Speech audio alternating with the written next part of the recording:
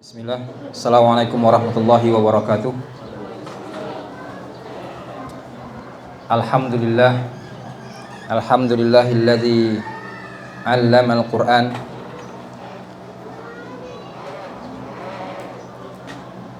wa khalaqal insan wa 'allamahul bayan. Asyhadu an la ilaha illallah wahdahu la syarika lah wa asyhadu anna Muhammadan abduhu wa rasuluh. Allahumma salli alaihi wa ala alihi wa sahbihi wa man ihtada bihudahu ila yaumiddin, amma ba'du. Bapak-bapak, ibu-ibu, wali murid rahimani Allah wa iyyakum jami'an. Kita hari ini dapat berkumpul di sini dalam rangka kegiatan rutin kita ya. Setiap pekan ya. Setiap bulannya. Bapak, ibu-ibu rahimanallahu wa iyyakum jami'an. Beberapa waktu yang lalu ketika saya hadir di sini, saya mengulas sedikit permasalahan bagaimana pendidikan ya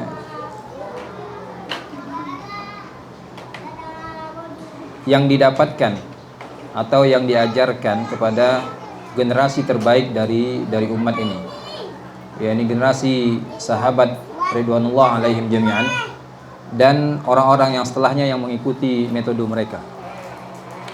Di mana kemarin saya telah menggambarkan bagaimana apiknya kurikulum dan perhatian setiap pihak dalam hal pendidikan masa itu, sehingga dapat melahirkan tokoh-tokoh muslim yang dalam ilmunya dan keras azamnya akan agama ini.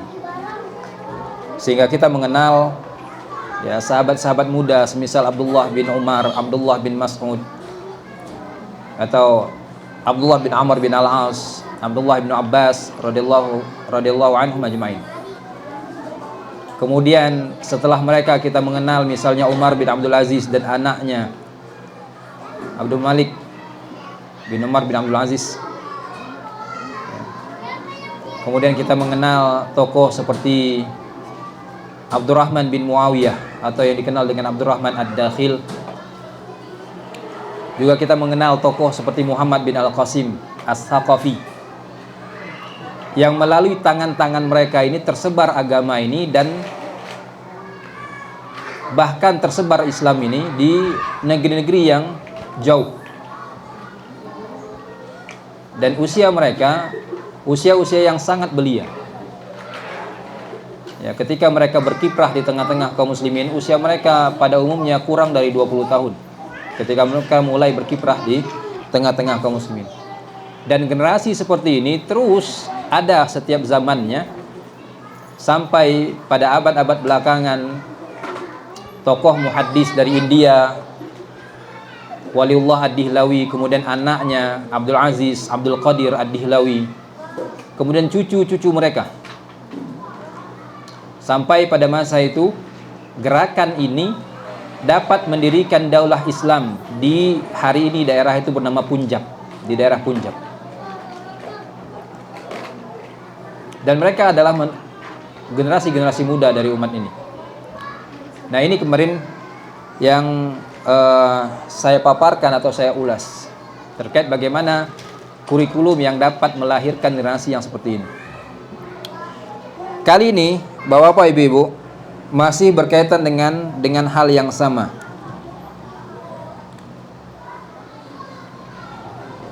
Pada beberapa dekade kebelakangan ini, 1 atau 2 dekade belakangan ini, dalam rentang 10-20 tahun belakangan ini, sekolah-sekolah berbasis Islam, lebih-lebih dengan label sekolah berbasis sunnah, itu bagaikan jamur di musim hujan, kalau boleh dikatakan demikian.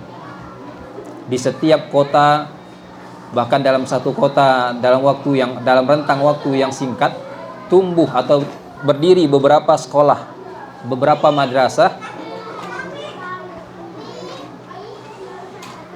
dengan model seperti ini. Tetapi Bapak-bapak, Ibu-ibu, berdirinya atau tumbuhnya madrasah-madrasah atau sekolah-sekolah Islam, termasuk mereka yang berlabel dengan sunnah, tentunya menjadi kebahagiaan bagi kaum muslimin.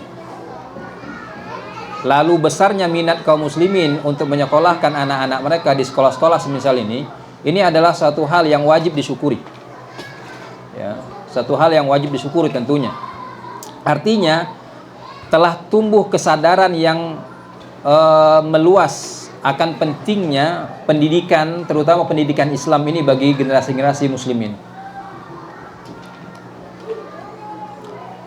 Di mana dulu kita tidak mengenal pendidikan Islam kecuali hanya sebatas itu di pesantren, dan tentunya pesantren-pesantren yang tradisional sekali yang tidak memiliki sekolah. Belajar di pesantren belasan tahun atau bahkan mungkin puluhan tahun, kemudian keluar dari sana, ya, tampil di masyarakat menjadi tokoh-tokoh agama mereka dan seterusnya dan seterusnya. Sementara mereka yang memiliki perhatian dengan pendidikan formal lebih banyak perhatian itu kepada sekolah-sekolah yang bersifat umum, atau kalau boleh dikatakan sekolah-sekolah yang fokus pendidikannya adalah ilmu-ilmu sekuler, ya. Sehingga muncul stigma di tengah-tengah masyarakat kita dulu, bahkan mungkin sampai hari ini masih banyak, bahwasanya anak yang cerdas itu adalah anak yang pintar matematikanya, pintar ilmu IPA-nya, fisikanya, atau kimia dan seterusnya. Ya, anak yang pintar itu adalah yang hebat bahasa asingnya, bahasa asing dalam hal ini bahasa Inggris dan sebagainya.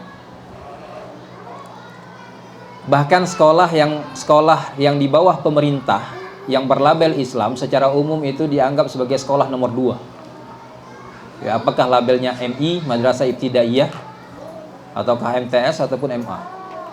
Atau paling tidak yang saya lihat pada sebagian tempat ini dianggap sebagai sekolah nomor 2. Atau bahkan lebih buruk daripada itu, ya, sebagai tempat buangan saja. Anak-anak yang tidak bisa masuk di sekolah umum, sekolah negeri umum, masuk ke, ya, MTS negeri ataupun bahkan MTS swasta. Kembali kepada apa yang dibicarakan tadi, artinya dari sini ketika menjamurnya sekolah-sekolah Islam yang memang memiliki concern dengan pendidikan keagamaan, dalam hal ini Islam, lalu madah atau mawad atau materi pelajaran yang ditawarkan di sekolah tadi tidak hanya pada materi-materi yang dalam tanda kutip tadi bersifat sekuler, tentunya seperti yang saya katakan tadi adalah suatu hal yang wajib kita syukuri, ya. Tetapi lebih daripada itu, bapak-bapak, ibu-ibu, rahimani Allah wa iyyakum jami'an, di saat yang bersama pun kita mesti kritis. Apakah menjamurnya sekolah-sekolah Islam ini, termasuk apakah menjamurnya sekolah-sekolah berlabel sunnah ini, telah memberikan apa yang memang dibutuhkan oleh kaum muslimin, ataukah belum? Mengapa demikian? Karena tidak sedikit didapati juga ternyata sekolah-sekolah yang berlabel Islam seperti ini, atau bahkan yang berlabel sunnah seperti ini, hanya menawarkan labelisasi.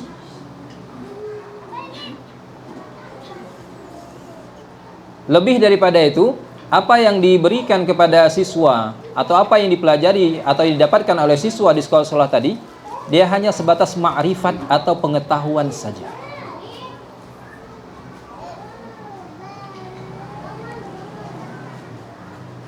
Lembaga-lembaga pendidikan ini muncul dengan tawaran apakah itu sekolah tahfiz, 6 tahun sekolah pada tingkat SD dapat hafal 6 juz atau 5 juz paling tidak, atau pada tingkat SMP dan SMA-nya masing-masingnya 5 juz, sehingga lulus sampai SMA dia hafal 10 juz paling tidak,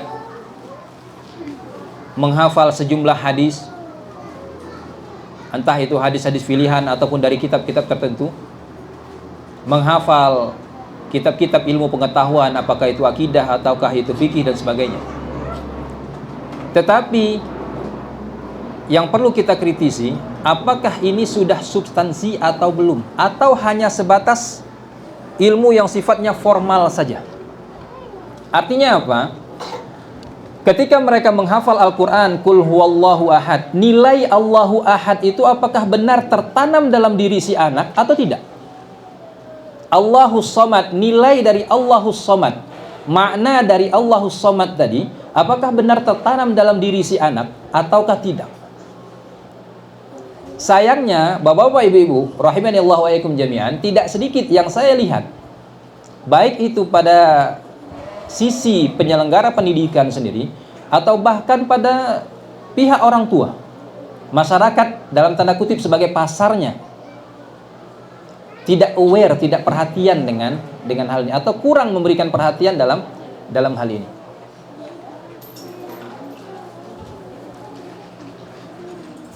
Maka kita dapati keluh kesah dari sebagian orang tua setelah anaknya sekian tahun disekolahkan di sekolah yang memiliki pesantren atau sekolah berasrama yang berbasis Islam atau berbasis agama tadi. Dalam ini tentunya kita bicara Islam, kita tidak bicara yang lain. Ketika pulang liburan atau bahkan setelah mereka lulus, lalu mereka diam di rumah orang tuanya beberapa waktu, bahkan telah dibangunkan untuk sholat subuh saja sulit untuk bangun. Bahkan untuk sekedar membantu membereskan rumah, apakah itu menyapu lantai rumah, ataukah membantu untuk mencuci piring kotor di dapur dan sebagainya, sulit luar biasa.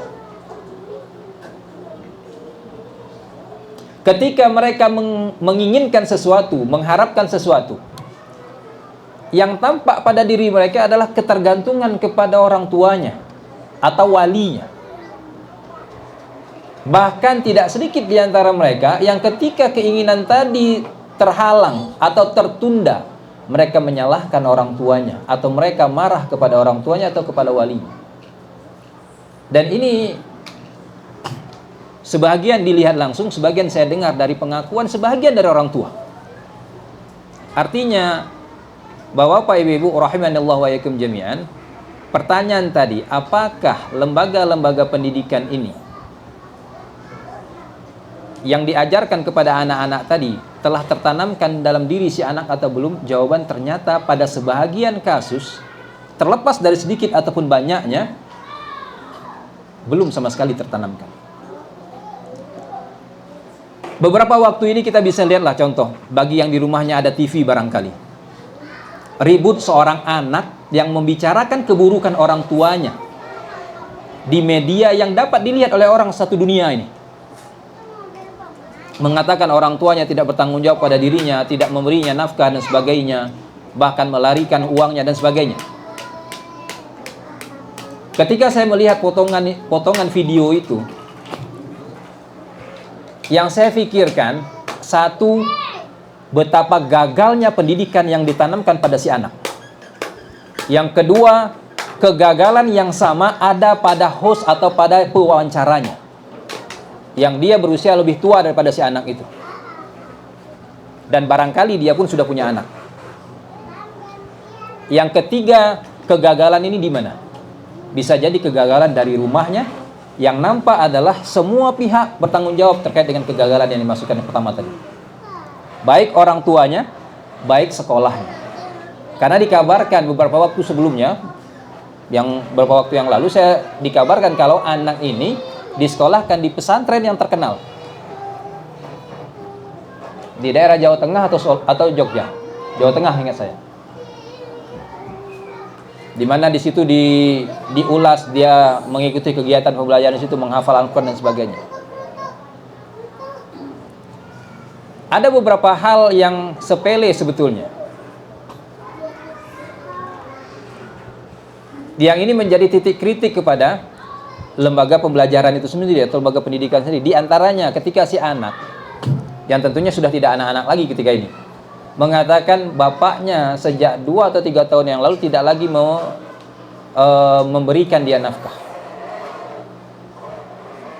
Ya, setelah bercerai dengan ibunya, lalu beberapa tahun masih memberikan entah transfer uang, entah bagaimana. Lalu beberapa tahun kebelakangan ini, sejak beberapa tahun kebelakangan ini tidak lagi memberikan nafkah. Yang langsung hadir di benak saya, Anda sudah lebih dari 15 tahun, maka nafkah Anda kewajiban Anda sendiri.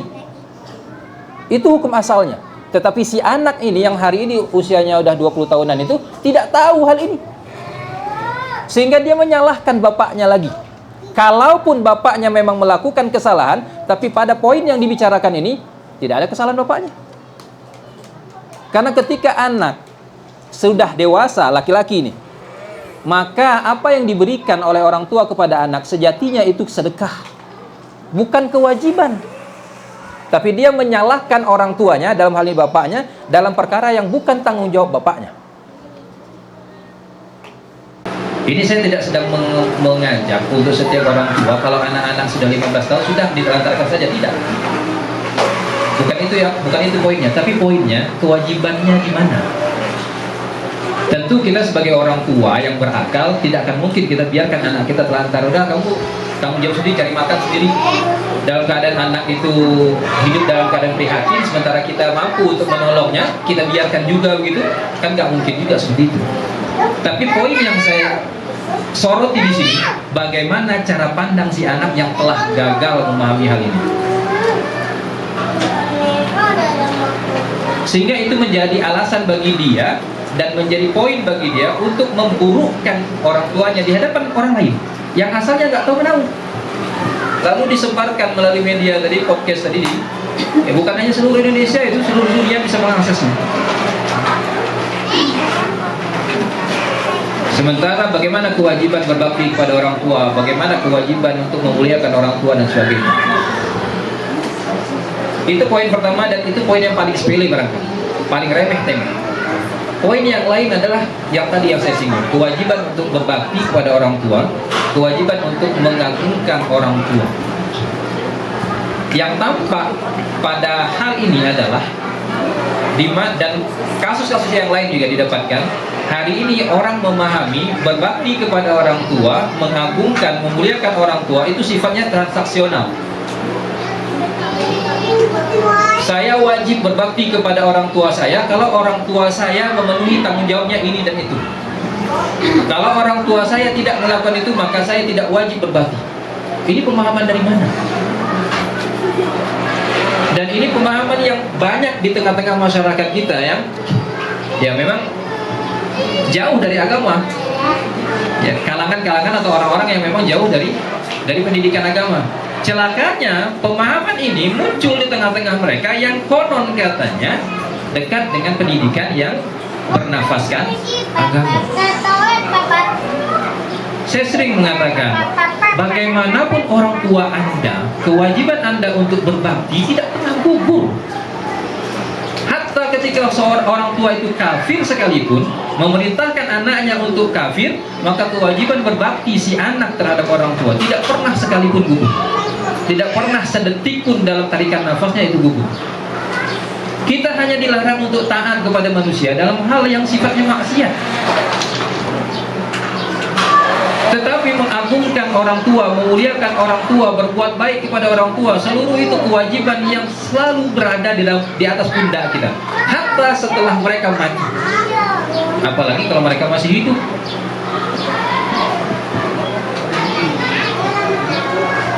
Dan yang kedua ini tentunya permasalahan yang jauh lebih besar daripada permasalahan tadi, apakah kewajiban orang tua sampai usia berapa dan sebagainya. Tetapi ini fenomena yang banyak di tengah-tengah masyarakat kita. Nah, yang menyedihkan adalah poin yang ingin saya sampaikan di sini atau yang saya ingin ulas di sini menjadi muhasabah bagi kita semua. Fenomena buruk ini terjadi juga di kalangan mereka-mereka yang kabarnya dekat dengan pendidikan bernafaskan Islam. Itu saja. Kalau hal itu terjadi di kalangan orang-orang yang bukan beragama Islam, dan itu sangat banyak sekali. Sangat banyak. Di kalangan orang yang bukan beragama Islam itu sangat banyak. Kalau kita bicara secara global, bahkan di Asia daratan, bahkan termasuk juga di Jepang, ada budaya bahkan untuk membuang orang tua. Itu kalau kita bicara secara global. Itu di kalangan orang-orang yang memang tidak beragama Islam. Ya, kita keluar dari pembahasan itu. Kita bicara dalam kalangan orang-orang Islam. Di kalangan orang-orang Islam itu terjadi dan banyak terjadi di kalangan mereka yang memang jauh dari pendidikan agama. Bahkan sholat aja nggak tahu lah apa kabarnya. Lalu dia menganggap bapak saya kasar kepada ibu saya, bapak saya tidak bertanggung jawab pada saya, nafkah saya ibu saya yang mengurus dan sebagainya, maka saya tidak wajib untuk berbakti pada bapak saya. Ini entah dari mana datang. Jadi dianggap itu semata-mata transaksional. Jadi jual beli saja. Ya. Jadi seperti transaksi jual beli. Saya khawatir nanti hal ini pun dialami oleh para ibu. Ketika dia menganggap ibunya tidak memberikan perhatian kepada dia, ketika dia merasa ibunya dalam tanda kutip menelantarkan dia, lalu dia tidak peduli dengan ibunya dan dia tidak mau berbuat baik pada ibunya. Dan barangkali pun ini sudah terjadi sebetulnya. Ya, barangkali ini pun sudah terjadi. Tapi terkait dengan bapak itu sudah sangat banyak terjadi. Tidak lagi menjadi rahasia. Ya. Nah ini berarti pertanyaan yang tadi kembali kepada masalah pendidikan kita tadi.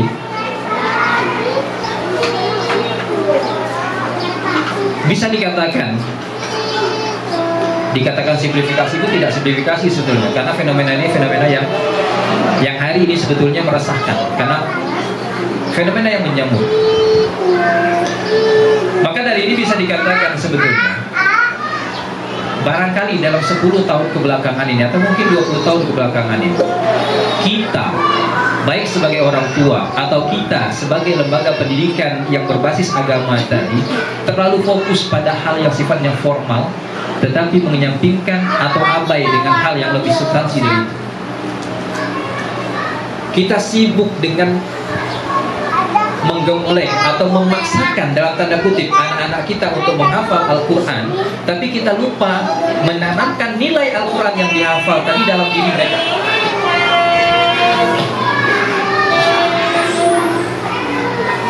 Kita bangga ketika anak kita lulus SD hafal misalnya sampai juz 26 dari juz 30. Tetapi mulai dari An-Nas, Al-Falaq, Al-Ikhlas, ini 3 surat yang memang dasar dari tauhid. Nilai-nilai tauhid itu yang ada dalam 3 surat ini tidak betul-betul tertanam atau ditanamkan dalam diri si anak. Di mana qul a'udzu birabbin nas, qul a'udzu birabbil falaq. Bahkan barangkali kita yang menjadi contoh bagi anak-anak kita tadi, ketika melewati suatu tempat yang dianggap angker, kita bukannya mengucapkan isti'adzah kepada Allah, kita hanya mengucapkan hal-hal yang lain yang jauh lebih rendah daripada itu. Dan apa yang nampak oleh si anak tadi, itulah yang tertanam dalam dirinya, bukan apa yang dia pelajari dari ayat Al-Quran yang dia hafal. Ketika kita mengajarkan anak kita untuk menghafal Allahus Somad, di saat bersamaan kita mengatakan kepada anak kita, nak, kalau kamu butuh sesuatu, minta kepada bapakmu, minta kepada ibumu, maka ini adalah racun di saat bersamaan. Kita memberikan dia obat, kita memberikan dia madu, tapi di saat bersamaan kita berikan dia racun. Sejatinya adalah orang yang sangat-sangat buruk akalnya ketika dia minum racun secara sengaja atau dengan sengaja hanya karena di depannya ada penawar racun. Nah, dalam keadaan ini, pada kasus ini kita ajarkan anak kita Allahus Somad tetap tadi, tapi di saat bersamaan kita ajarkan dia untuk bergantung kepada kita sebagai orang tuanya. Sejatinya ini 2 nilai yang bertentangan. Tetapi betapa banyak orang tua yang tidak menyadari hal ini, betapa banyak bahkan guru di sekolah yang tidak menyadari hal ini.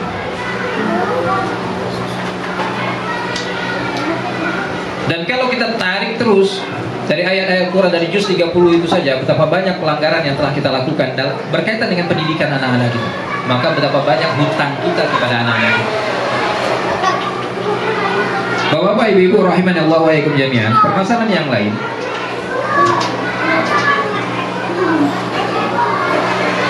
Mulai dari tadi kita terlalu fokus untuk mengajarkan atau untuk menanamkan nilai-nilai yang sifatnya formal, semata-mata formal itu saja. Lalu kita seakan-akan menyampaikan hal yang lain. Hari ini termasuk keresahan yang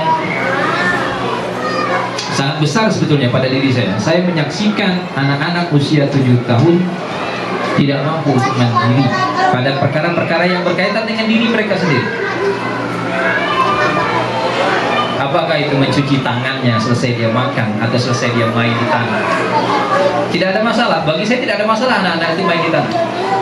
Gali-gali tanah sekalipun tidak ada masalah. Tapi ketika menyaksikan anak umur 7 tahun semangat main kotor-kotoran, tetapi untuk membersihkan dirinya sendiri dia tidak bisa, bagi saya itu masalah. Karena ini usia 7 tahun. Lain hal kalau usianya 4 tahun ke bawah ya. Ya, anak ini berapa, 2 tahun, 3 tahun, itu lain persoalan. Ini 7 tahun. Untuk membersihkan, sisa buang air kecilnya sendiri, dia belum mampu. Padahal dia sudah berusia 7 tahun. Bahkan ada anak usia 7 tahunan, ketika dia mau ke kamar mandi, dia minta kepada orang lain, Ustaz mau ke kamar mandi. Saya didatangi sama anak usia kelas 1 SD, usia 7 tahun. Selesai sholat, Ustaz mau kamar mandi. Saya polos, maksudnya apa mau kamar mandi? Ya boleh, saya kira dia minta izin. Saya minta izin. Selesai sholat itu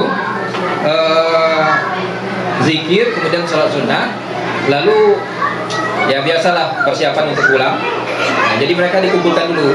Ya seperti kalau kita dulu sekolah ada apelnya lah, tapi ini nggak apel, tapi ya di masjid itu aja. Tiba-tiba selesai sholat, salam kiri kanan, assalamualaikum warahmatullah.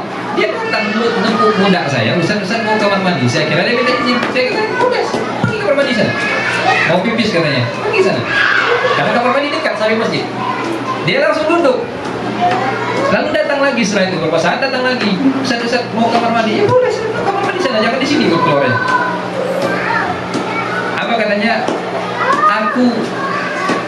Saya nggak tahu ini ya, apakah karena beda nilai yang kita pegang. Kalau saya kalimat aku dari anak ke orang tua itu saya nggak terima.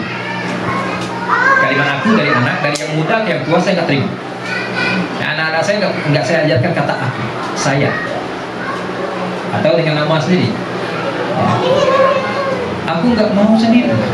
Saya bilang ini anak umur 7 tahun. Saya katakan dia nggak mau sendiri. Oh ternyata setelah itu saya tanya dengan anak saya, dia itu nggak bisa buka tali pinggangnya bah katanya. Rupanya nggak bisa kesulitan buka tali pinggang. Kalau dia bilang kesulitan buka tali pinggang, saya bantuin buka tali pinggangnya. Setelah itu akan saya suruh dia pergi sendiri ke kamar mandi. Bagi saya seharusnya anak usia 7 tahun sudah diajarkan demikian. 7 tahun ya, bukan di bawah itu, bukan 6 tahun ke bawah.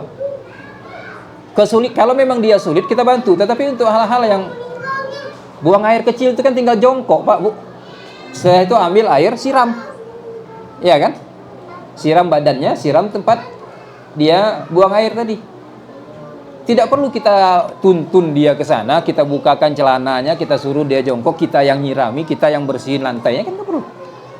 Untuk mereka yang sudah 7 tahun. Dan ini satu kasus di antara banyak kasus yang menunjukkan ketidakmandirian.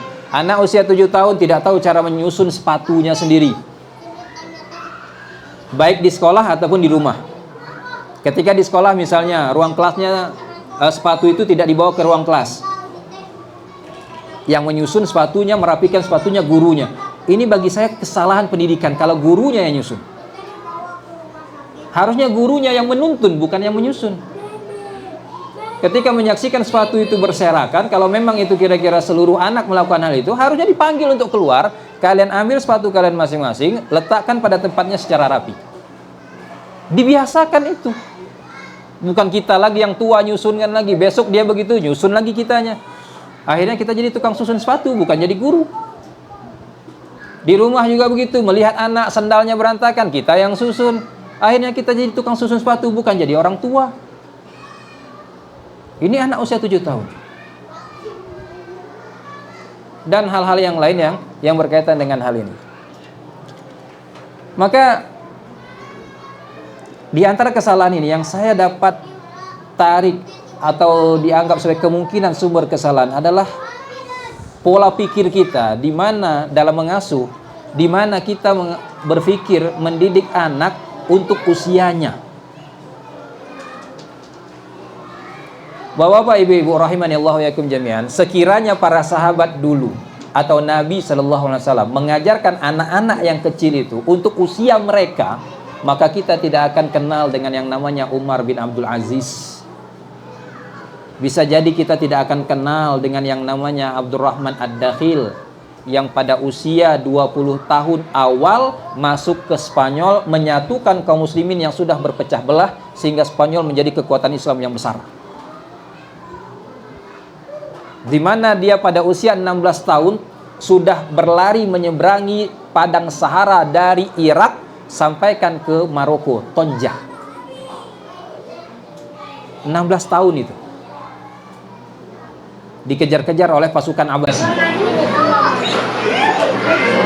Saya pikir kalau kita mengajarkan atau para sahabat dulu mengajarkan anak-anak itu untuk usia mereka, maka ketika Abdurrahman bin Muawiyah melihat pasukan hitam Abbasi itu, dia hanya bisa meringkuk di tempat tidurnya menangis.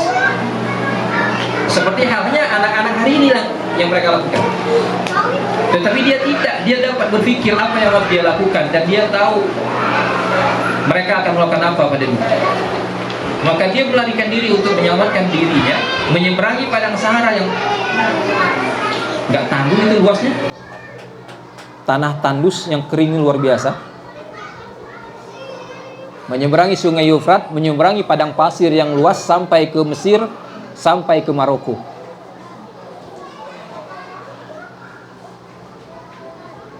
Ya, kalau dididik mereka untuk usia mereka, saya pikir dia akan meringkuk di sudut rumahnya menangis ketika datang pasukan besar tadi dengan senjata lengkap.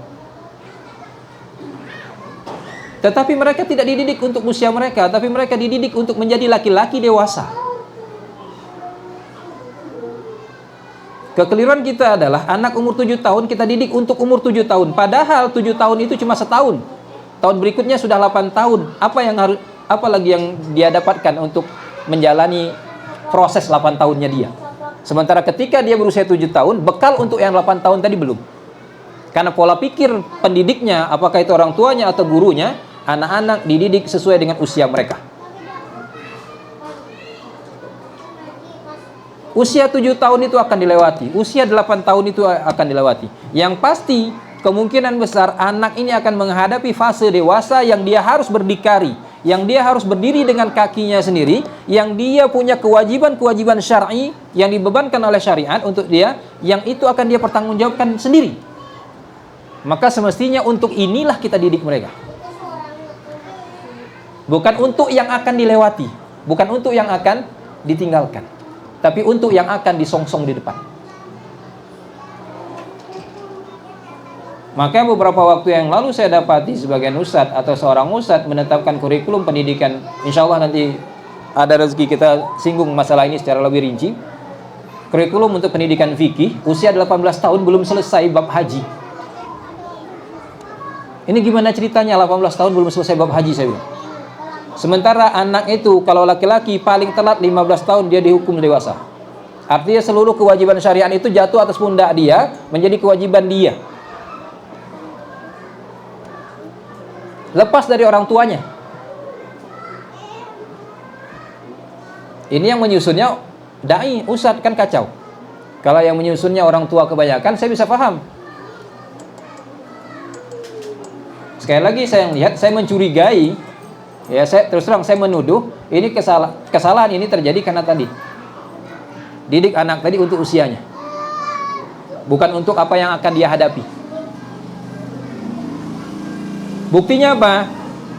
Bukti kesalahan pola pikir ini, didik anak untuk usianya. Betapa banyak kita hari ini melihat anak-anak usia 20 tahunan yang dia tidak siap untuk menghadapi apa yang harus dia hadapi di tengah-tengah masyarakat. Di saat dia hidup sendiri tadi, jauh dari orang tua. Gak siap mereka. Padahal usia 20 tahunan. Zaman dulu 20 tahunan itu udah jadi panglima perang gitu. Ya, 20 tahunan itu bahkan sebagian sudah menjadi gubernur. Usamah bin Zaid ditunjuk untuk menjadi panglima perang oleh Nabi SAW, usianya 18 tahun, Bu, Pak. Kita mengatakan teladan terbaik kita adalah para sahabat, tapi dalam hal pendidikan sudahkah kita meneladani para sahabat? Kalau sudah, mana buktinya? Kalau belum, berarti PR bagi kita. Baru sebatas mengaku kalau teladan kita adalah para sahabat. Kita mengatakan kita beragama sesuai dengan apa yang datang bersama Nabi SAW dan apa yang difahami oleh para sahabat. Dalam hal pendidikan, sudahkah kita mengikuti pemahaman sahabat dalam hal mendidik anak-anak mereka? Kalau sudah, apa buktinya? Kalau belum, berarti itu PR bagi kita bersama. Artinya hal ini harus kita hadirkan selalu di hadapan wajah kita, seakan-akan kita bercermin untuk diri kita sendiri. Sudahkah kita demikian? Ataukah kita ya seperti kebanyakan orang? Sehingga saya selalu dengan ya semacam apa namanya ya, refleksi lah ya, ketika melihat anak-anak usia 7 sampai 9 tahun tadi, emang tingkahnya tingkah kekanak-kanakan semua. Ya, tingkah kekanak-kanakan, tingkah-tingkah yang ya manusia yang belum mampu dan belum mau dan belum tahu apa itu tanggung jawab. Ya, bahkan ketika bicara tentang ini, bukan semua hal tanggung jawab itu dibebankan kepada mereka, tidak. Tentunya sesuai dengan tingkatan usia mereka. Ya, maksud saya ketika mereka usia 7 tahun, 8 tahun tadi, paling tidak mengurus dirinya sendiri untuk hal-hal yang sederhana, mereka mampu gitu. Ya, tidak dibebankan untuk mereka yang 7 tahun tadi udah mampu untuk menjadi ketua RT, ya enggak. Ya, bukan porsinya yang seperti itu. Ya, jangan sampai juga dipahami demikian, ini sesat pikir jadi nanti. Anak 7 tahun masa disuruh jadi atau ketua, seperti halnya tanggung jawab ketua OSIS di SMA gitu, ya tidak mungkin. Tapi untuk hal-hal yang memang berkaitan dengan diri mereka secara langsung seharusnya sudah bisa. Karena 7 tahun itu usia tamyiz, Pak, Bu.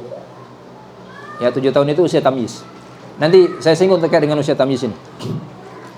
Nah, ketika saya mengambil berefleksi ketika melihat anak-anak usia 7 sampai 9 tahun ini dalam keadaan seperti kebanyakan anak-anak hari ini tadi. Di mana tentunya hal ini, kalau saya selalu, kesalahan pertama pasti di orang tua, kedua pasti di guru, itu aja. Mau salahin yang mana? Oh, salah lingkungannya. Lah kalau orang tuanya benar mendidik, gurunya benar mendidik, lingkungan bagaimana? Kan begitu. Mau kita salahkan presiden juga gitu. Anak itu tanggung jawab kita, bukan tanggung jawab presiden. Ya, mau disalahkan negara misalnya. Makanya kalau saya bicara tentang ini, kesalahan di mana? Orang tua, kemudian kedua guru. Itu aja. Nah, ketika saya menyaksikan ini, saya berpikir, ini orang tuanya, tidakkah mereka berpikir kalau mereka, pola didik mereka kepada anak mereka seperti itu, yang mendidik agar anak itu menjadi manja, atau konsekuensi dari pendidikan tadi, buah dari pendidikan tadi adalah kemanjaan, ketergantungan kepada orang. Apakah mereka orang-orang tua ini tidak berpikir kalau anak itu berusia 10 tahun, dia sudah duluan meninggal. Anak itu berusia 12 tahun, dia sudah duluan meninggal. Atau 15 tahun, baru melangkah pada usia dewasa, 15 tahun, orang tuanya sudah meninggal duluan. Atau ketika anak itu 20 tahun lah katakan, dan orang tuanya sudah tidak ada. Sementara orang tuanya tadi ketika dia masih ada, dia tidak, dalam tanda kutip, membekali anaknya untuk menjadi anak 15 tahun ataupun untuk menjadi anak 20 tahun. Tidakkah mereka berpikir tentang hal itu? Kalau kita sayang pada anak kita, tentu yang kita pikirkan di saat kita tidak ada, kan gitu. Kalau umur saya cuma ketika dia berusia pas 15 tahun, apakah dia sudah siap untuk menjadi satu individu dewasa di saat saya tidak bersama dengan dia? Harusnya itu yang kita pikirkan. Makanya saya mengatakan, apakah mereka orang-orang tua ini tidak memikirkan sampai ke sana? Ataukah sudah ada jaminan? Enggak, saya matinya nanti ketika anak saya sudah beranak pinak juga gitu. Ada jaminan? Kan tidak. Sejak kapan kita punya jaminan kalau usia kita akan sampai 40 tahun, 50 tahun, 60 tahun? Sejak kapan kita punya jaminan kalau kita akan meninggal setelah kita melihat anak kita minimal lulus S1 gitu? Atau sudah menikah? Nggak pernah kita punya jaminan itu. Maka kalau kita tidak punya jaminan ini, berarti, dan kalau kita sayang kepada anak kita, seharusnya kita mempersiapkan dia ketika kita tidak ada bersama dia.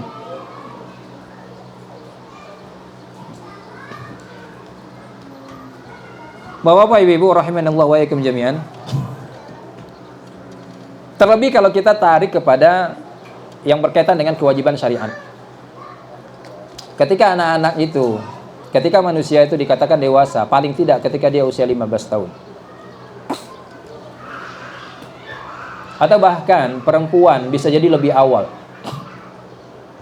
Kalau kita buka kitab fikih, hampir seluruhnya sepakat mengatakan, dan saya tidak mengetahui ada yang berbeda dengan ini. Mereka mengatakan usia haid itu usia 9 tahun. Usia haid itu usia 9 tahun. Jika seorang perempuan pada usia 9 tahunnya dia melihat darah keluar, lalu darah tadi durasi keluarnya minimal 1 hari 1 malam, maka darah itu dikatakan sebagai darah haid. Konsekuensinya apa? Atau artinya apa? Artinya perempuan pada usia 9 tahun, kalau dia sudah keluar haid, berarti dia perempuan dewasa. Seluruh kewajiban syariat itu sudah tetap atas pundak dia, tidak lagi pada pundak orang tuanya. Kalau dia meninggalkan sholat, maka itu tanggung jawab dia sepenuhnya. Kalau dia meninggalkan puasa, maka itu tanggung jawab dia seluruhnya. Orang tuanya bertanggung jawab pada hal mana? Orang tuanya akan bertanggung jawab apakah mereka mengajarkan anaknya sebelum itu atau tidak. Apakah mereka telah mengajarkan kewajiban-kewajiban ini kepada anaknya atau tidak. Bukan terkait dengan pengerjaan kewajiban itu sendiri, tapi terkait dengan taklimnya. Kalau sudah diajarkan kepada anak-anak itu, dan lalu kemudian anak-anak itu pada usia dia dewasa tadi, kalau perempuan misalnya 9 tahun sejak awal dia haid, dia tidak sholat, maka murni itu tanggung jawab si anak itu sendiri. Karena tanggung jawab orang tua sudah lepas, karena sudah diajarkan sebelumnya. Tapi kalau belum diajarkan, atau belum diajarkan dengan cara yang benar, maka tanggung jawab orang tua terkait dengan taklim pada anak tadi akan menjadi hutang besar. Hutang besar yang akan dia pertanggungjawabkan di hadapan Allah, sekiranya anaknya meninggalkan kewajiban syariat tadi. Laki-laki paling telat 15 tahun. Ya, karena laki-laki itu ciri dia dewasa terpancarnya mani, bisa jadi belum. Ya, atau ciri-ciri yang lain. Kalau perempuan haid termasuk terpancarnya mani dan sebagainya. Dan yang paling nampak haid tadi. Dan haid itu usia 9 tahun. Artinya kemungkinan anak itu dewasa pada usia 9 tahun itu sangat besar. Dan realita menunjukkan itu kan. Saya bahkan ketika mengajarkan fikih ada yang bertanya, kalau usia 8 tahun keluar darah gimana Ustaz? Emang darah haid katanya? Kata dokter haid katanya. Loh, saya juga kaget. Saya nggak tahu kalau usia 8 tahun itu udah mungkin keluar haid. Kebetulan saya nggak pernah haid kan gitu. Tapi yang saya tahu selama ini, ya tentu ini hasil istiqra juga, penelitian terhadap para perempuan kan. Usia haid itu 9 tahun, bukan 8 tahun. Maka saya nyarankan ya lihat inilah penelitian dokter secara menyeluruh lah. Nggak bisa kita pendapat 1-2 orang dokter. Apakah benar usia 8 tahun itu sudah mungkin haid atau belum? Kalau ternyata tidak terbukti itu ya berarti darahnya bukan darah haid. Nah, terlepas dari itu, kita pegang yang disepakati tadi 9 tahun. Bayangkan kalau seandainya anak itu masuk usia 9 tahun, 10 tahun, 12 tahun, 15 tahun. Anak tadi tidak tahu bahwasanya sholat 5 waktu itu wajib, tidak diajarkan. Ataupun tahu tapi tidak diajarkan untuk bertanggung jawab dengan sholatnya. Barangkali sebagian kita adalah korban kekeliruan pendidikan pada masa lalu. Barangkali ada sebagian kita yang baru sholat usia 20 tahun. Atau mungkin baru sholat di usia 30 tahun.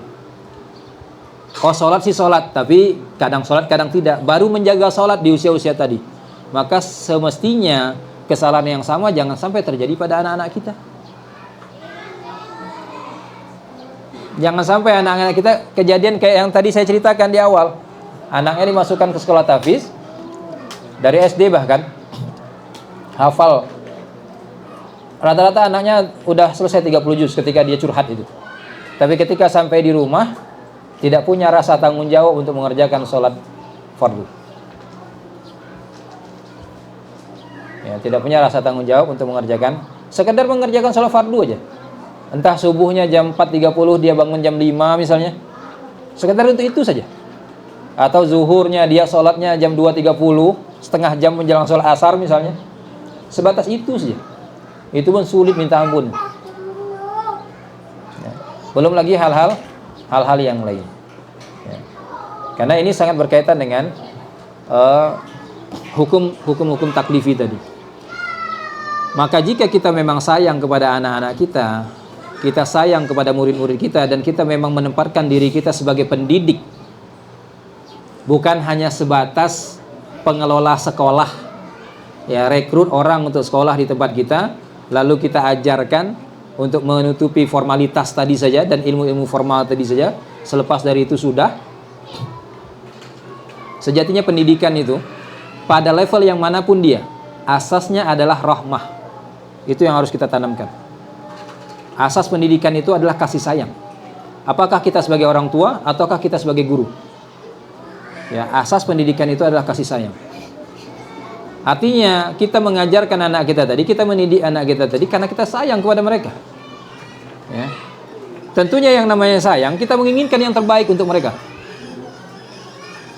Ya. Dan yang terbaik ini bukan hanya yang terbaik yang sifatnya adalah hal-hal yang materialistis saja. Sebagaimana orang-orang di luar sana yang sibuk dengan ilmu sekuler tadi, yang terbaik untuk anaknya kalau dia juara olimpiade matematika, juara olimpiade fisika misalnya, juara olimpiade astronomi, itu yang terbaik. Anaknya mampu berkomunikasi dengan bahasa asing sekian bahasa, tapi lupa dengan bahasa agamanya, tapi lupa dengan kewajiban agamanya, dan lain sebagainya. Tentunya dalam kacamata seorang muslim seharusnya itu bukan kebaikan yang sejati. Ya, kebaikan yang sejati tentunya bagaimana anak ini betul-betul layak menjadi hamba Allah. Ya, benar-benar menjadi hamba Allah. Ya, dia betul-betul bertanggung jawab dengan kewajiban-kewajiban syariat yang dibebankan Allah atas dirinya. Dan kita sebagai orang tua, kita sebagai pendidik, tentunya concern pada hal ini.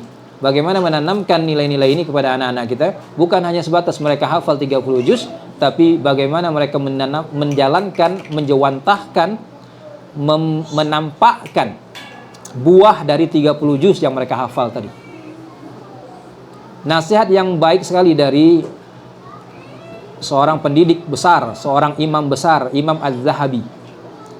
Beliau mengatakan, ilmu itu bukan laisa bikasrati ar-riwayah. Ilmu itu bukan dengan banyaknya riwayat, bukan banyaknya haddatsana, bukan banyaknya hafalan Al-Quran dan sebagainya. Tapi ilmu itu adalah nur, cahaya yang dicampakkan oleh Allah ke dalam dada seorang manusia. Cahaya dicampakkan ke dalam dada seorang hamba yang dia nampak dalam buah, dalam bentuk pengamalannya. Jadi ketika anak kita ajarkan al-ikhlas, maka kita telah mengajarkan anak kita tauhid yang khalis. Dan tauhid yang khalis tadi harus benar-benar nampak dari perilaku anak yang kita ajarkan tadi. Tapi kalau kita mengajarkan anak kita al-ikhlas, tetapi tauhid yang khalis yang dimaksud di dalam al-ikhlas tadi tidak nampak dari perilaku anak kita, atau bahkan mungkin kita pun tidak nampak, maka ya layaknya kita untuk berkabung dengan hal ini.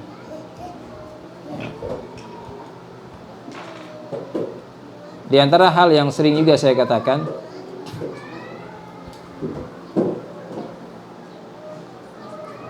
dalam tanda kutip Pak ya, ini saya tidak anti dengan sekolah, anak saya juga sekolah kok ya. Kalau seandainya sekolah itu hanya buang-buang uang saja, maka lebih baik tidak sekolah. Dan kalimat ini saya sampaikan di rumah, di depan anak saya yang umur 7 tahun itu. Kalau seandainya kamu sekolah hanya untuk buang-buang uang saja, setiap bulan bayar SPP kan? Ada SPP-nya, ada uang jemputannya, antar jemputnya, sebagainya.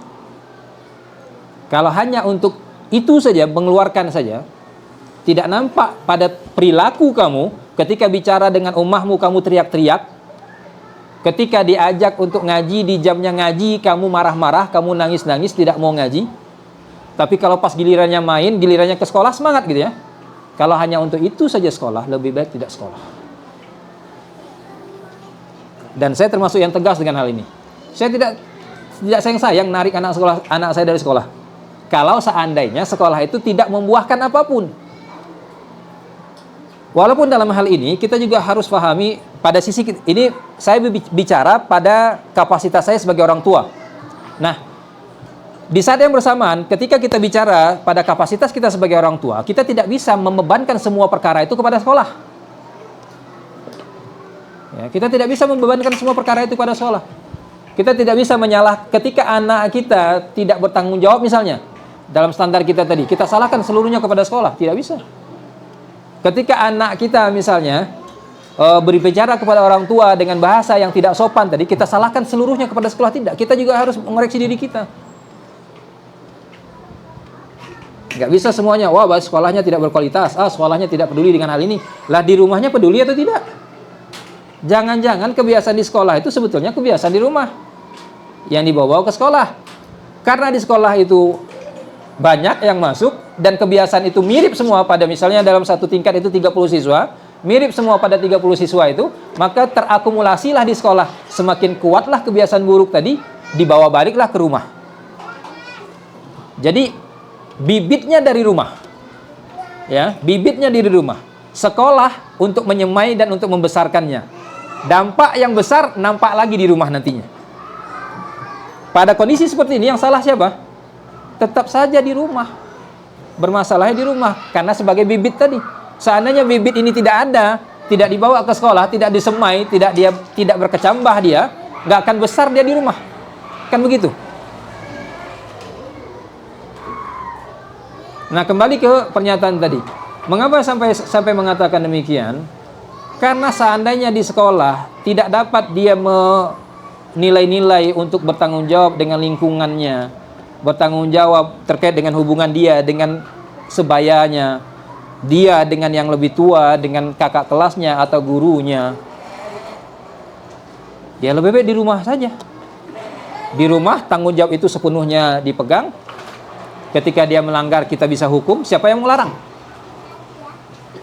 Ya kan? Siapa yang melarang? Anak-anak kita. Asalkan jangan mati aja anak itu, gitu kan gitu. Jangan sampai pelanggaran kecil, hukumannya besar, sampai kan anak itu nggak jalan sehari kan gitu. Terpincang-pincang kakinya misalnya, ini juga pendidikan yang salah besar. Nah, pada seharusnya cara pandang yang sama pun dipegang oleh setiap guru. Karena sekali lagi tadi, ketika guru itu sebagai pendidik, dan pendidikan itu harus dibangun atas dasar rahmat, dasar kasih sayang. Yang kita inginkan adalah kebaikan yang benar-benar baik pada anak-anak didik kita.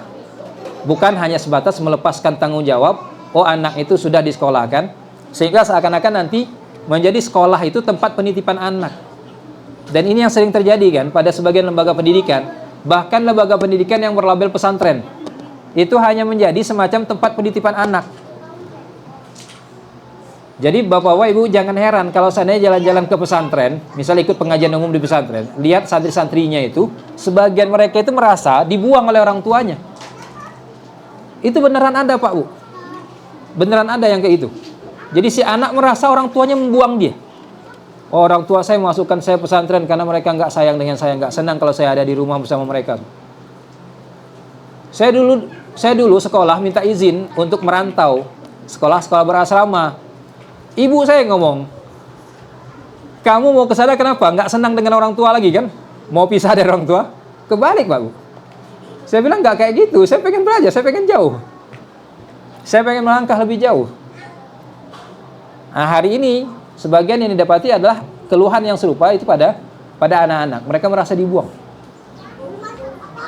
Dan sebagian yang lain nampak dari tindakan orang tuanya seperti memang membuang anak. Dari mana itu? Anaknya diantarkan pada kedatangan, lalu orang tuanya tidak pernah menghubungi pihak sekolah, entah bagaimana, menanyakan bagaimana keadaan anaknya, bagaimana ya kondisi anaknya di sekolah, apakah baik-baik saja, ataukah ada keluhan, ataukah anaknya melakukan sesuatu sebagainya. Bahkan ketika dihubungi oleh pihak sekolah pun susah minta ampun. Dihubungi pihak sekolah untuk membicarakan perihal anaknya susah minta ampun. Sebagian yang lain ada diundang datang ke sekolah, betul-betul datang ke sekolah untuk membicarakan anaknya, banyaknya alasan.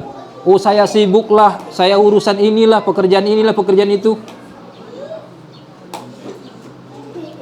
Kemarin siang istri saya cerita, ada dokter katanya bercerita, ada satu kasus di mana anak tunggal, bapak dan ibunya itu dokter atau yang lainnya, yang jelas berkarir dua-duanya dan sibuk, dan mereka memiliki nama besar lah barangkali ya, sehingga anak itu jarang sekali bertemu dengan orang tuanya, justru lebih sering ketemu dengan pembantunya di rumah. Orang kaya, rumahnya besar, dan si anak ini selalu mengeluhkan dia ingin liburan bersama ayah dan ibunya, tapi nggak pernah dapat. Ada saja alasan, sibuk ini, sibuk itu, urusan kantor dan sebagainya. Sampai terjadilah ya penyelewengan antara yang dilakukan oleh suami.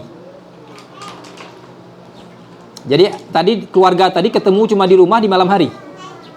Itu anaknya udah tidur misalnya, dan mereka pun ketemu gitu aja. Seperti kita di jalan say hello gitu ya, hai, udah gitu aja. Terus tidur gitu ya. Nggak banyak interaksi. Sampailah terjadi penyelewengan yang dilakukan oleh si bapak. Terjadilah perang besar kan. Si ibunya merasa dikhianati sebagainya. Si suami melakukan pembelaan diri. Saya sebagai laki-laki, saya juga butuh perhatian dari istri. Kamu nggak pernah kasih saya perhatian. Karena sibuk tadi. Jadi ini anaknya udah merasa bermasalah karena tidak mendapatkan perhatian dari orang tua ya. Si suami merasa bermasalah juga karena merasa tidak mendapatkan perhatian dari istri. Besarlah perangnya, tetapi mereka sepakat untuk tidak berpisah karena menjaga nama baik tadi. Tinggal satu rumah. Sampai akhirnya terjadi hal yang sama pada si istri. Luar biasa kan? Saling balas-balasan. Terjadi pada istri yang melakukan sekarang. Jadi sekarang semuanya sama-sama sebagai korban, sama-sama sebagai pelaku. Ya. Sampailah anak itu lulus SMA. Usia 18 tahun, 19 tahun gitu ya. Setelah anak itu lulus SMA, baru mereka sepakat untuk berpisah. Dan masing-masing punya pasangan baru masing-masing. Apa yang terjadi dengan keluarga ini? Karena anaknya sudah 18 tahun tadi, sudah lulus SMA, udah hitung dewasa ya, 19 tahun. Mereka tidak mengurus, tidak sibuk, tidak pusing dengan anak tadi ikut siapa. Jadi rumah yang mereka tempati tadi, rumah besar tadi, diberikan kepada si anak. Dan mereka tinggal di tempatnya masing-masing, dengan pasangannya masing-masing. Celakanya lagi, mereka tidak pernah, awal-awalnya saling berkunjung, gantian. Si ibu ketemu sama anaknya, tidak pernah bersama. Sampai akhirnya beberapa waktu sama sekali tidak ada yang berkunjung. Jadi betul-betul anak itu ditinggal sendiri. Dan dia masih dalam dilema yang dia rasakan sejak dia kecil tadi. Saya memiliki orang tua dan saya tidak mendapatkan perhatian orang tua saya. Tapi anaknya selalu merindukan itu. Anaknya tidak menjadi anak yang, kalau barangkali kalau laki-laki sudah keluar dah ngapa-ngapain gitu ya. Ini tidak, dia di rumah saja. Sampai akhirnya si anak memecat pembantunya. Artinya memulangkan pembantunya. Dia nggak mau berhubungan dengan orang lain lagi. Dia ingin orang tuanya saja. Sampai pada suatu waktu si anak nelpon. Dan itu adalah komunikasi terakhir si anak dengan orang tuanya. Dia minta di hari dia ulang tahun, kedua orang tuanya datang. Setelah beberapa waktu nggak pernah berkunjung kan, nggak pernah ketemu. Dia minta di hari dia ulang tahun, orang tuanya datang. Hubungi bapaknya bilang apa? Nggak bisa. Hubungi ibunya bilang nggak bisa. Dan alasan puncaknya adalah menjaga perasaan pasangan masing-masing. Saya dengarnya ya Allah ya Rabbi, saya bilang. Di mana akal orang tua ini? Sebagai orang tua. Anak itu kewajiban mereka loh. Perasaan pasangan yang mana yang mereka jaga? Ini tanggung jawab mereka. Lantas si anak mengatakan, kalau tidak datang, maka saya tidak akan makan. Dan berlalulah beberapa waktu, datanglah petugas PLN. Kebetulan petugas PLN datang ngecek dan mencium aroma busuk. Udah tahulah endingnya apa ya. Dipanggillah ke polisi, divisumlah itu semua, dan didapati sudah lama meninggalnya. Kulit kepalanya sudah rontok.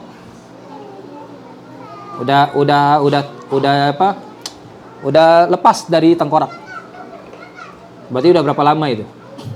Setahunan barangkali lebih atau kurang ya. Dan dicek lagi sebab kematiannya apa. Dapatlah tadi handphone anaknya tadi. Ya, handphone anaknya tadi. Komunikasi yang terakhir yang itu. Orang tuanya selalu berdalih, kan saya sudah ngasih transfer uang tetap, kan saya sudah ngirim uang. Dia udah besar. Ini pendidikan yang salah sama sekali. Merasa dengan memberikan uang itu adalah pendidikan. Itu adalah pemenuhan kewajiban. Nggak cukup. Dan yang lebih menyedihkan lagi apa? Diperiksa rumah itu, seluruh rumah itu berantakan karena nggak diurus. Kalau halaman sudahlah, ilalang udah tinggi itu udah bertahun-tahun itu. Ini di dalam rumahnya berantakan seluruhnya. Tapi ada satu ruangan yang rapi serapi-rapinya. Di mana itu? Kamar orang tuanya. Kamar orang tuanya rapi. Dengan foto-foto di dinding itu rapi semuanya.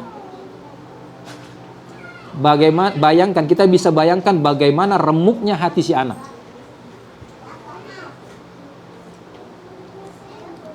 Yang lahir dari orang tua yang tidak punya visi pendidikan sama sekali. Ya, tidak tahu apa yang harus diajarkan kepada anak-anak. Seakan-akan dengan menyekolahkan itu sudah selesai. Seakan-akan dengan memberi dia makan, memberikan dia pakaian, memberikan dia uang jajan itu sudah selesai. Gak cukup sampai di sana. Karena betapa banyak anak-anak yang rusak, anak-anak yang hancur, mental mereka hancur, bahkan sampai kepada kematian mereka seperti kasus tadi. Itu karena orang tua yang seperti ini.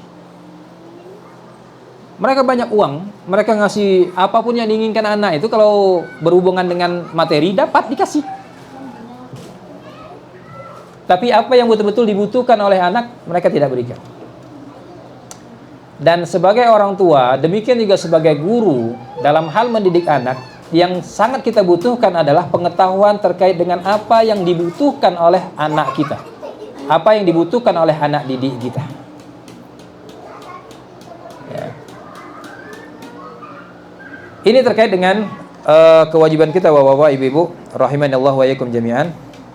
Kemudian tentunya sebagai lembaga pendidikan kita tidak berhenti pada semata-mata tadi fokus pada bagaimana anak-anak itu menjadi bertanggung jawab dengan dirinya, bertanggung jawab terkait dengan kewajiban-kewajiban syariat yang diembannya dan sebagainya. Tentu juga kita berbicara pada hal-hal yang mungkin kalau kita lihat pada kacamata yang tadi seperti tidak substansi, tidak penting. Ya. Artinya yang ingin saya sampaikan, jangan juga kita menjadikan alasan perkara-perkara tadi menjadi alasan bagi kita untuk menyampingkan hal-hal yang lain seperti pembelajaran matematika mereka, pembelajaran bahasa mereka dan sebagainya. Ya, tidak juga demikian. Ya. Karena ini pun hal-hal yang memang dibutuhkan, paling tidak dibutuhkan untuk kemudahan kehidupan dunia mereka. Ya. Paling tidak demikian. Ya. Jangan pula dipahami nanti, oh berarti pola pikir orang ini pendidikan itu hanya yang berkaitan dengan agama, ya tidak. Dan dua perkara ini bukan dua perkara yang saling bertentangan kok. Dua-duanya dapat dijalani seiring sejalan. Ya, dua-duanya dapat dijalani seiring sejalan.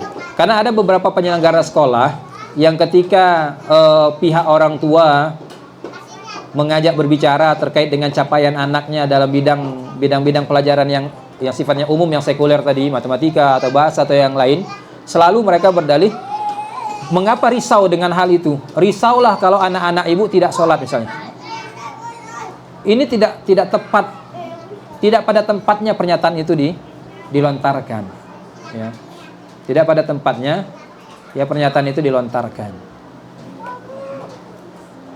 Ya kecuali kalau memang sejak awal madrasah itu bukan madrasah yang formal seperti ya umumnya madrasah, tapi memang hanya madrasah seperti halnya TPQ. Ya memang TPQ tidak bertanggung jawab untuk mengajarkan itu. Tidak bertanggung jawab dengan kemampuan bahasa Indonesia anak-anak itu, kemampuan bahasa Inggris anak-anak itu, tidak ada tanggung jawab mereka. Tanggung jawab TPQ bagaimana anak-anak itu bisa baca Al-Quran dengan benar. Kan itu. Ya. Maka tidak pada tempatnya pernyataan ini tadi dilontarkan, apalagi dilontarkan oleh pihak sekolah sebagai penyelenggara pendidikannya. Ya. Ini yang dapat saya sampaikan pada pertemuan kita kali ini untuk menjadi bahan refleksi bagi kita semua, untuk kritis pada diri kita, termasuk kritis pada ya lembaga pendidikan tempat kita menitipkan anak kita, termasuk guru-guru yang bekerja di lembaga atau mengajar di lembaga pendidikan tersebut, kritis akan hal-hal ini, ya tentunya kritis ke dalam. Dan di atas itu semua, mengapa kita perlu kritis adalah karena ini tanggung jawab kita. Apakah kita sebagai orang tua ataukah kita sebagai guru? Sekali lagi, guru tadi benar-benar seharusnya betul-betul menjadi guru, bukan hanya sebatas transfer ilmu pengetahuan saja. Ya, karena transfer ilmu pengetahuan tanpa dia berguru pun dia bisa. Apalagi hari ini Android udah sangat mudah ini. Ya dunia sudah bisa diakses dengan hanya device sebesar ini saja. Ya. Banyak di luar sana anak-anak yang mampu ilmu coding tanpa pernah ikut kursus komputer. Mereka mampu membangun program tertentu, apakah itu bentuknya game atau yang lainnya, tanpa mereka pernah kursus komputer secara langsung. Mereka buka tutorialnya lewat internet di rumahnya, dipelajari pelan-pelan, dapat mereka ciptakan sendiri, mereka create sendiri hal-hal itu. Ini kalau seandainya guru itu hanya sebatas transfer pengetahuan, ya. Kalau guru hanya sebatas transfer pengetahuan, maka guru tidak dibutuhkan. Ya. Peran guru adalah peran orang tua itu sendiri sebetulnya. Ya, hanya bedanya orang tua memegang 1-2 anak, ya guru megang 30 anak. Tapi tentunya untuk hal-hal berkaitan dengan hal-hal yang memang nampak langsung ketika mereka berada di sekolah atau di madrasah, ya guru tidak bisa lepas.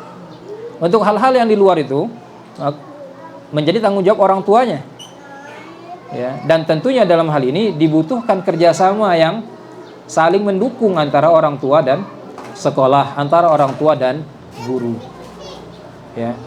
Sangat buruk lembaga pendidikan yang tidak pernah mengajak orang tua melibatkan orang tua dalam hal pendidikan anaknya.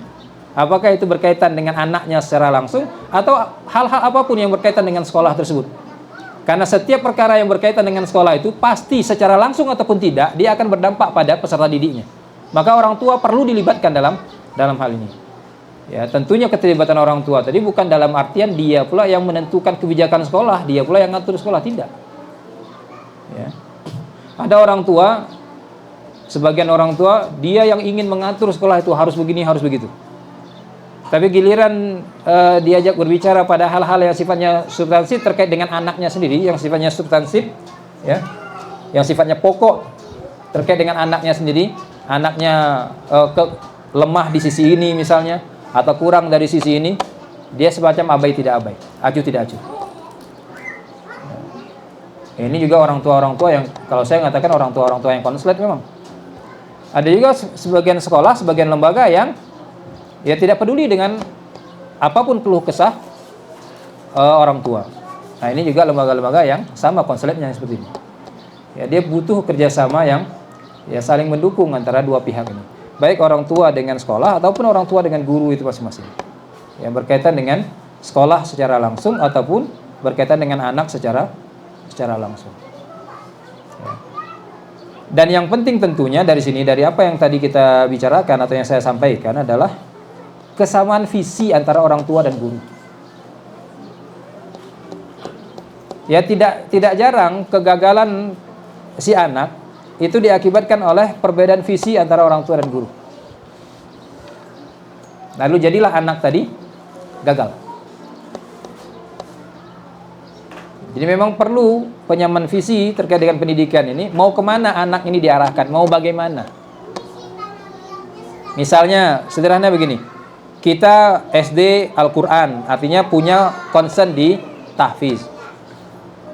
Tentunya secara ada di atas kertas, yang diinginkan dari lulusan kita adalah memiliki hafalan dengan jumlah tertentu setelah mereka selesai dari sekolah tersebut.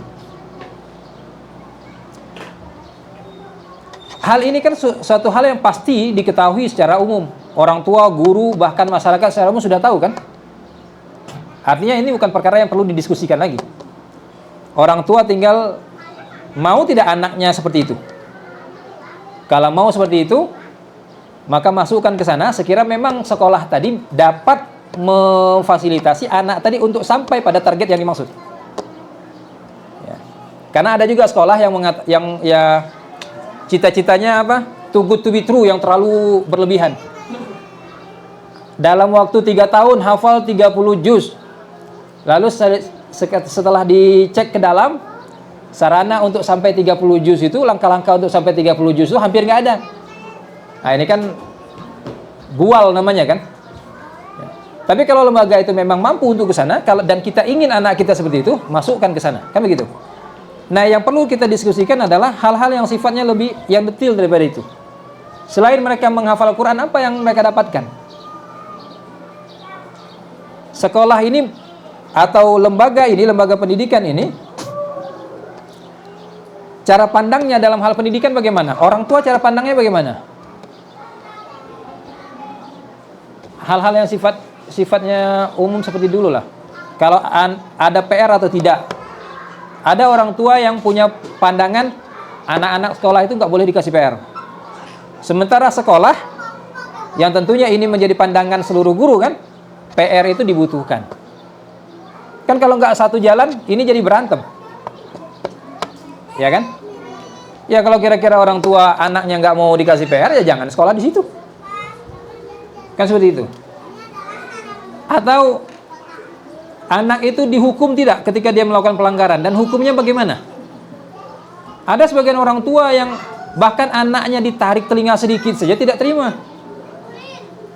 Ya kalau kira-kira tidak sanggup dengan hal seperti itu, jangan didaftarkan anaknya ke situ.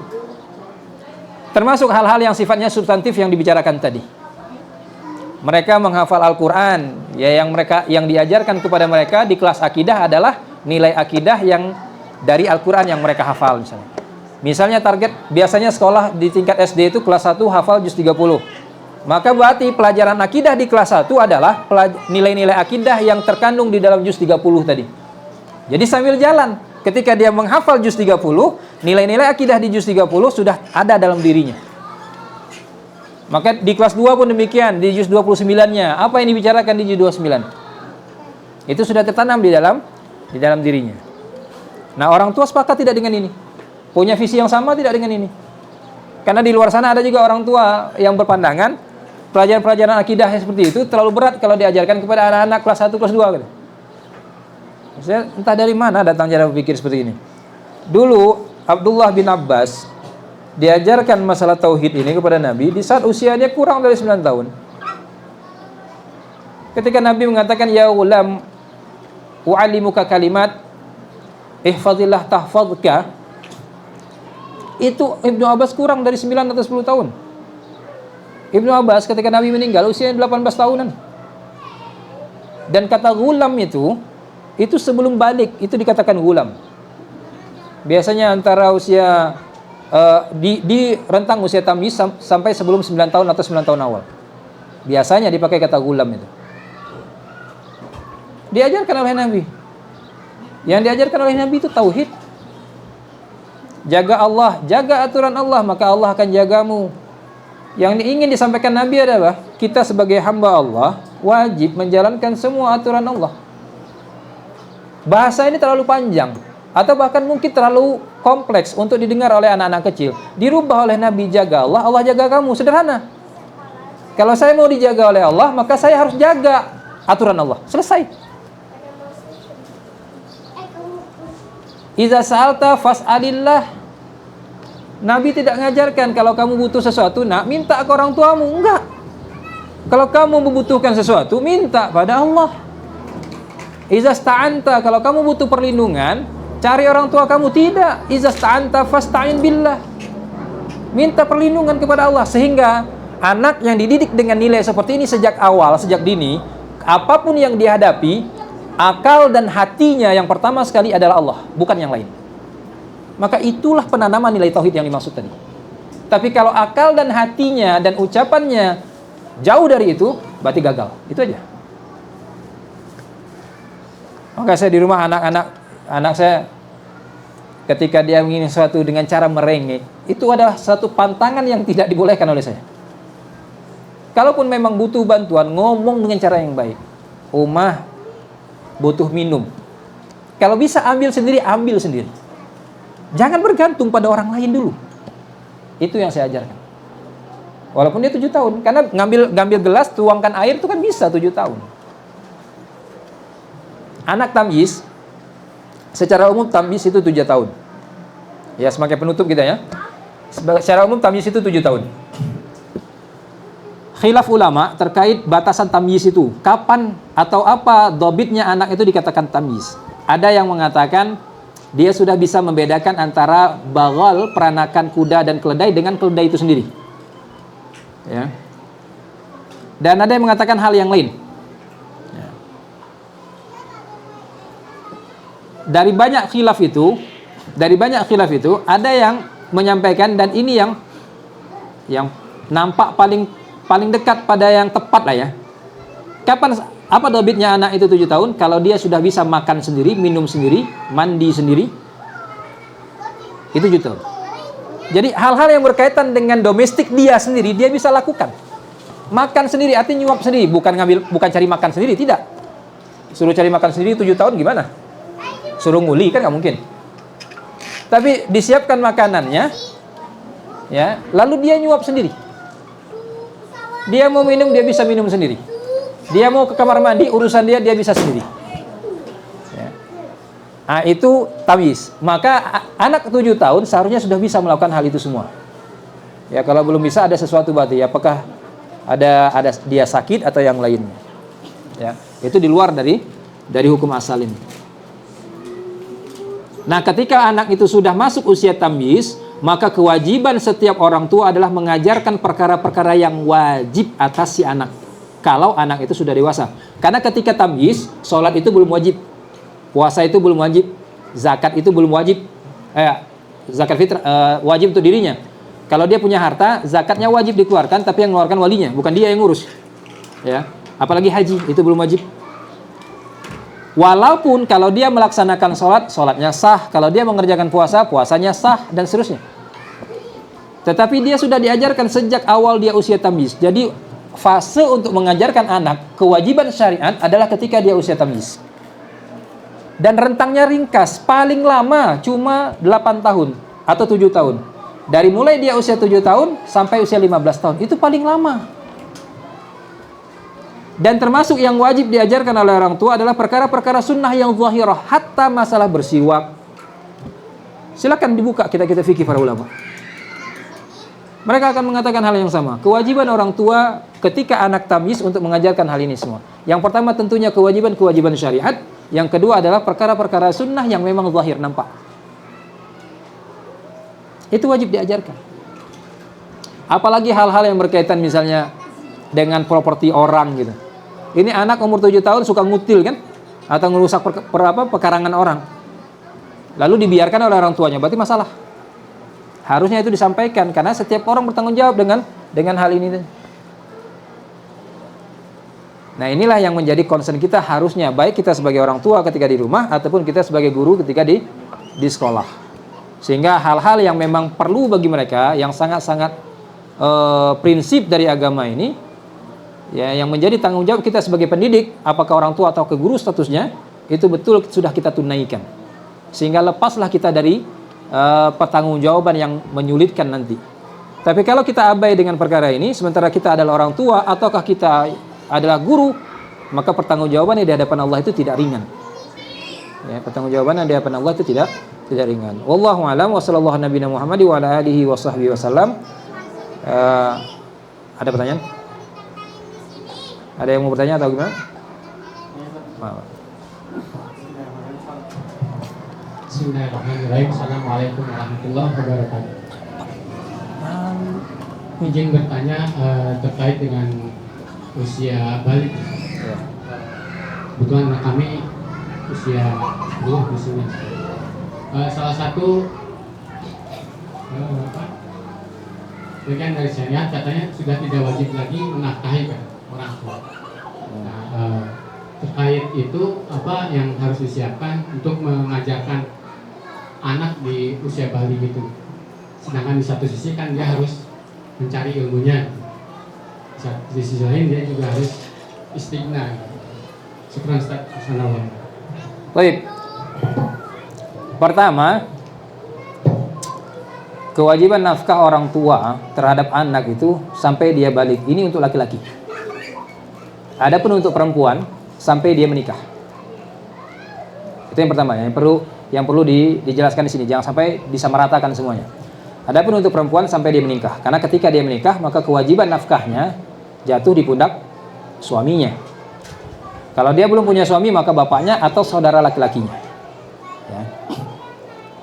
Hatta ketika dia janda, maaf. Ya, hatta ketika dia janda, maka tanggung jawabnya pada bapaknya atau saudara laki-lakinya. Ini yang pertama. Yang kedua, apa yang harus dilakukan sementara anak tadi, katakanlah pada usia 15 tahun, karena laki-laki ya, pada usia 15 tahun dia sudah dewasa, dan itu bukan kewajiban orang tuanya untuk memberikan nafkah. Saya pikir Pak, pertanyaan ini pada kita sebagai orang tua antara perlu dan tidak perlu ditanyakan. Perlu ditanyakan adalah, kenapa perlu ditanyakan? Kita perlu tahu bagaimana kita mendidik mereka untuk siap menjadi orang yang berdikari. Hanya sebatas itu. Tidak perlunya bagaimana? Kalaupun anak itu masih sulit, nggak akan kita sebagai orang tua kita telantarkan.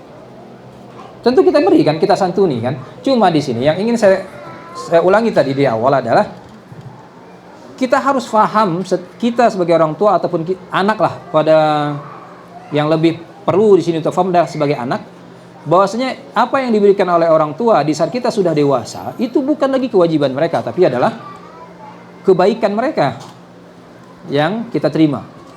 Apakah itu sedekah namanya ataupun yang lain. Ya, santunan itu tadi.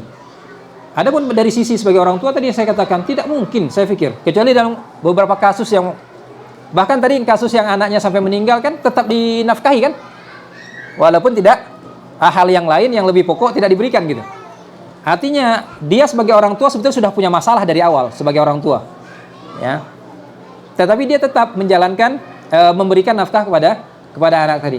Lantas bagaimana dengan orang tua yang memang ya menyayangi anaknya dengan cara yang benar? Nggak akan mungkin anaknya lapar dibiarkan aja, kan begitu. Nah ini saya maksud yang saya bilang tadi, pada posisi kita sebagai orang tua, pertanyaan ini antara perlu dan tidak perlu ditanyakan. Tidak perlunya yang barusan. Artinya apa? Dalam bahasa yang lain, maaf kalau agak apa, ngapain kita bertanya tentang hal ini? Kan itu anak kita, kasih aja dia makan. Nah itu maksudnya. Paham ya Pak ya? Tapi pada poin yang pertama tadi yang sebelum ini adalah hal yang perlu kita ajarkan kepada mereka untuk mempersiapkan diri mereka sebagai manusia yang berdikari. Maka jawabannya yaitu pertanyaan itu sendiri. Apapun yang berkaitan dengan hal ini itu yang perlu. Apakah kita ajarkan dia berdagang? Kalau kita pedagang, biasa kan gitu. Anak pedagang, dia belajar berdagang kan gitu. Anak tukang bangunan, dia belajar bertukang kan gitu. Saya terus terang, saya termasuk anak tukang dan bukan anak pedagang. Jadi saya nggak bisa berdagang. Sampai hari ini ya, saya coba jual madu, habis gitu aja. Mana duitnya nggak tahu. Gitu. Coba jual herbal yang lain, habis begitu aja. Ini gimana ceritanya? Dipasarkan lewat secara online. Yang mesan dalam setahun 1-2 orang. Ya kan? Ya, coba dagang keripik, begitu juga. Dan begitu seterusnya. Ya, tapi kalau diajak ke bangunan, insya Allah saya dapat duit. Ya, kalau diajak ke bangunan, saya dapat duit insya Allah. Ya, suruh ngecor, saya tahu cara ngecor. Ya, suruh bikin balok, saya tahu cara bikin balok. Ya. Suruh negakkan tiang yang malnya supaya tegak bagaimana, supaya tiang tidak miring. Saya tahu, kasih aja saya alatnya. Malah saya bilang sebagian tukang hari ini nggak punya alat. Ada gergaji karatan. Saya tukang kritik orang. Karena bagi saya yang namanya tukang itu perkakasnya pasti bagus. Untuk mempermudah pekerjaan kan. Lah kalau gergajinya karatan, digosok ke papan, menjepit dia, gimana mau selesai itu kerjaan? Ada tukang kayu, Pak. Disuruh masang pintu di rumah bos. Waktu saya pernah off kuliah, saya ikut kerja juga di bangunan. Masang pintu. Besoknya dia pulang lagi ke sit kan, ke lapangan. Udah selesai. Dia ceritalah, curhatlah dia ke saya. Tadi kemarin suruh bos masang pintu. Sampai jam 8 malam belum selesai dari siang. Saya bilang, dia mendengar dia ceritakan, dia berhenti, saya bilang, itu daun pintunya dipasang dulu baru dimal ya, baru diukur. Iyalah katanya. Itu ya wajar lah berjam-jam, kalau 2 hari nggak selesai pun saya paham, saya bilang. Dia kaget. Lah gimana? Diukur dulu itu pintunya, daun pintunya, ukur dulu di mana mau diletakkan enselnya, pasang, selesai. 1 jam beres, sendiri juga bisa. Dia langsung melongo dengan saya gitu. Lah saya anak tukang. Tapi untuk saya hari ini kalau mau tukang kan susah, Bu. Kerja bangunan itu dari jam 7 sampai kan jam 5 sore atau jam 8 sampai jam 5 sore udah habis untuk itu aja. Ngajar kapan? Nggak sempat lagi saya ngajar. Pulang ke rumah udah tepar tidur. Tapi paling tidak dari hal ini, anak pedagang dia belajar pedagang, anak tukang dia belajar tukang. Seandainya saya tidak di sini tempatnya, saya tinggal ke lapangan cari bangunan. Artinya tanpa orang tuanya dalam hal ini tadi kebutuhan pokoknya dia, saya lah gitu ya, saya siap. Walaupun mungkin pekerjaannya nggak keren gitu ya, tapi kan yang penting kita bisa untuk menopang diri kita sendiri kan itu. Nah itulah dia tadi. Pedagang ayam ya, peternak ayam ya, belajar peternak ayam kan gitu. Walaupun pada akhirnya nanti anak itu mungkin menjadi imam dan sebagainya, tetapi dia punya modal. Kalau seandainya dia tidak di bidang yang itu, untuk sekedar menopang kehidupan dia bisa. Orang tuanya tadi sudah membekali dia dengan keterampilan itu. Nah itu maksud saya. Ya, jadi kalau ditanya apa yang kita siapkan, ya normal aja sebetulnya. Ya normal saja. Nah yang keliru adalah hari ini juga ada sebagian orang tua yang anaknya sama sekali tidak diajar untuk bekerja. Nah itu keliru. Udahlah nak, kamu belajar aja terus. Udah nggak usah bantu ibu di dapur. Anaknya anak perempuan. Pas selesai dia kuliah sampai S3, masak air tanya bumbu kan gitu. Masak kalau masak nasi tanya bumbu masih mungkin ngaliwet kan gitu. Dan sebagainya. Nah, ini yang keliru. Artinya tidak dipersiapkan sama sekali. Barangkali demikian, Pak. Ya, insya Allah kalau begitu mau dilepas dimanapun, ya selama dia memang diajarkan nilai-nilai tauhid tadi yang benar, bagaimana dia tawakal kepada Allah, sesulit apapun hidup dapat dilalui. Dan tanggung jawab orang tua insya Allah sudah selesai. Wallahu a'lam. Cukup? Atau ada yang lain? Barangkali cukup Pak ya, Bu. Wassalamualaikum warahmatullahi wabarakatuh. Terlebih dan terkurang saya mohon maaf. Subhanakallahumma wa bihamdika asyhadu an la ilaha illa anta astaghfiruka wa atubu ilaik. Akhiru da'wana alhamdulillahi rabbil alamin. Assalamualaikum warahmatullahi wabarakatuh.